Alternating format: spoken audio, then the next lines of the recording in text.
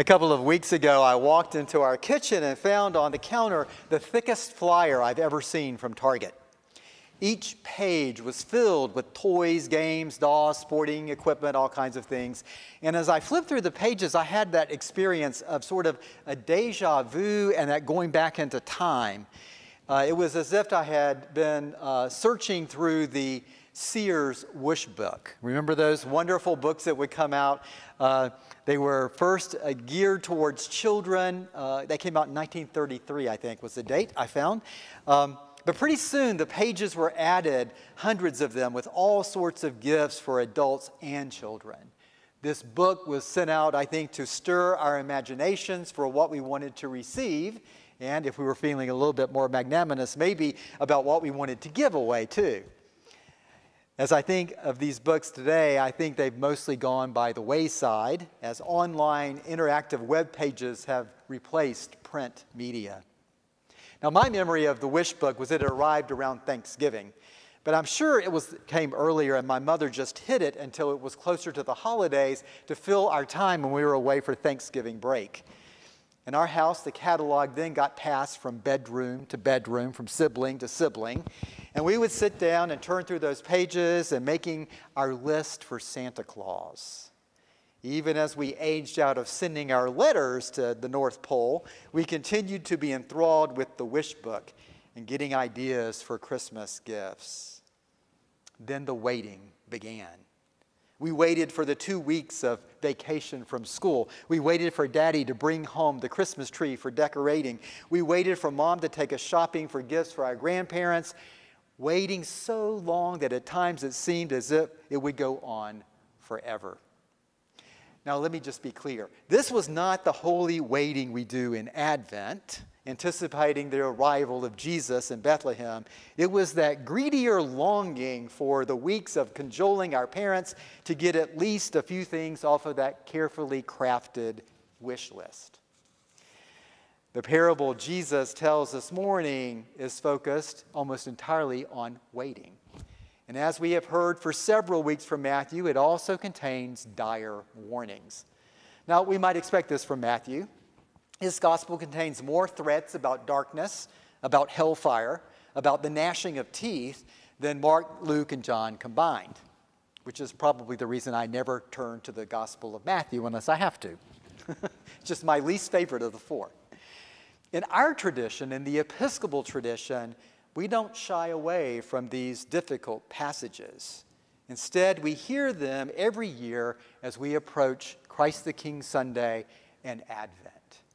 And if you think about it, it's the reason when we get to the season after Pentecost, we don't start with proper one. We back into the actual lessons we're going to get so that we never miss these final readings, whether they're from Matthew, Mark, or Luke, the sort of dire warning readings. Matthew's warnings, I think, are intended to help us understand that we need to use our gifts and our talents, how we look out for one another. They spur us on to do good work in the world. Essentially, he's encouraging us to be more faithful disciples, or else risking being sent into that outer darkness, which is the future for all the unfaithful. Well, like me, you may be wondering then, how do we interpret this story of 10 bridesmaids? It's one of the parables that I find both curious and challenging, archaic and confusing. And as we think about bridesmaids today, if you think about them, they are essentially supposed to show up, look incredibly beautiful, but never outshine the bride, right? That's their entire purpose, to be pretty but never outshine the bride. But at the time of Jesus, bridesmaids had a very particular role to play. They came and ushered the bridegroom from the wedding itself and then into this wedding banquet. It's not their fault, any of the 10's fault, that the groom has spent way too much time with his groomsmen partying so that he arrives late. He's so late that he arrives and finds them all asleep. Now, for me, sometimes this parable on first read seems unreasonable. All the bridesmaids brought their lamps fully filled with oil, and all 10 of them fell asleep. So how's it fair that only the ones who got to attend the wedding are the ones who brought extra oil? I mean, maybe I think this way because even though I'm a planful, prepared person, I don't think I would remember to take an extra flask of oil. I just don't think that would be in what I would do. How were any of these women supposed to anticipate such a late arrival? And from the perspective of Christian charity, why didn't the 5 with extra oil share some with those who didn't bring any? I mean, that's what I think Jesus would have asked them to do personally. So Dr. Susan Hyland, in her commentary on this parable, says, the point of this parable is not about being constantly ready. Keep awake does not imply that the disciples should never sleep, standing vigil throughout all the ages for Christ's imminent return. What is distinctive about this parable is its focus on the delayed return of the expected one. The passage does not simply call for right action in the groom's absence. It calls for recognition that he might be delayed. We have to recognize that happens. Now, by the time Matthew writes this gospel, his community has been waiting for Jesus for more than 50 years, we think. The eyewitnesses of Jesus have all died. The church has spread and it's faced oppression.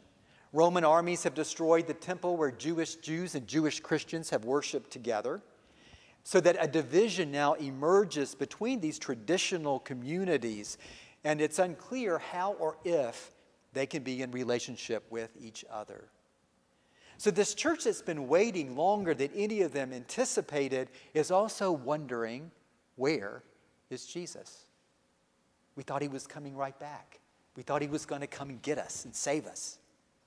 And it's to this question, I think, that Matthew replies with a parable that ends up with keep awake, stay alert. He will come when he is ready to come. And just as it was hard for that community to wait, it's hard for us as well. So I will say I am not particularly fond of waiting. And my least favorite platitude is the one that goes something like, good things come to those who wait. I never want to hear that platitude. I love, however, as I've grown older, to appreciate some of the delays in life. I appreciate more and more the season of Advent as much as I love the arrival of Christmas. There's something about that anticipation that builds up hope that is wonderful to live into. Waiting, I think, always does that, doesn't it? It builds a longing, it builds hope if it's for something positive, like the birth of a child, the closing on a new home, the promotion in a job, the longed-for acceptance letter for either college or seminary, right?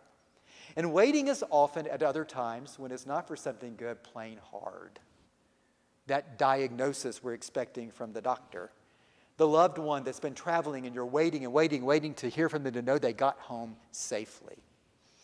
At this moment, during this pandemic, many of us are waiting to see friends and family that we love.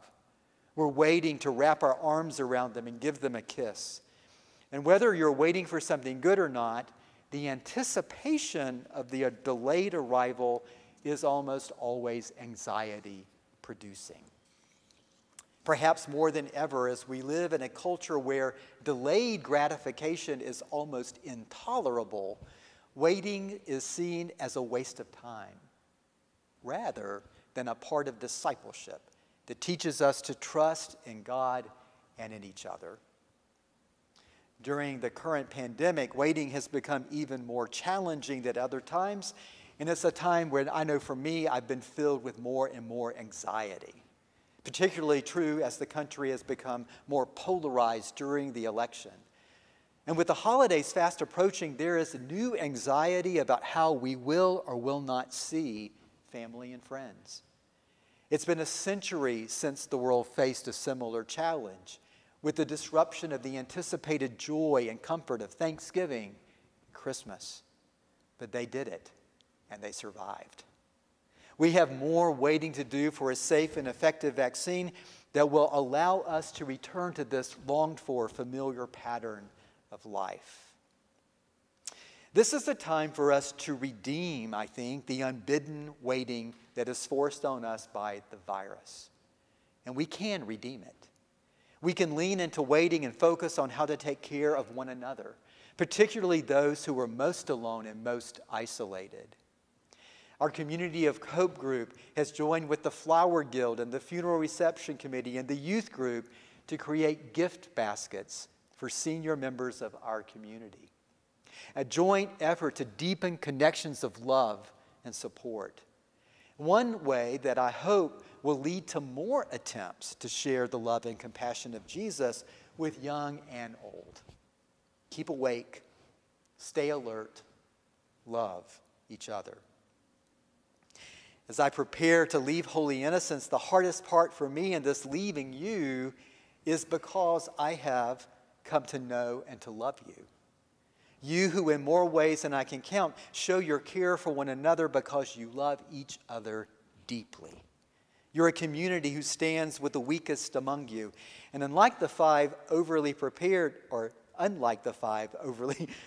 maidens, you share your resources generously with each other.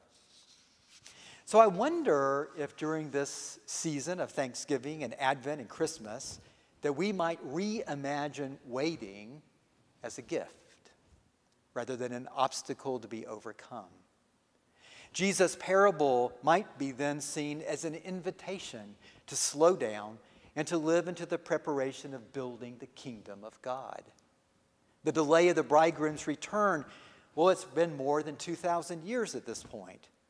So maybe he's waiting to come back when we've learned that the work of discipleship actually happens in the waiting, as we make the world the kind of place that he wants to return and find.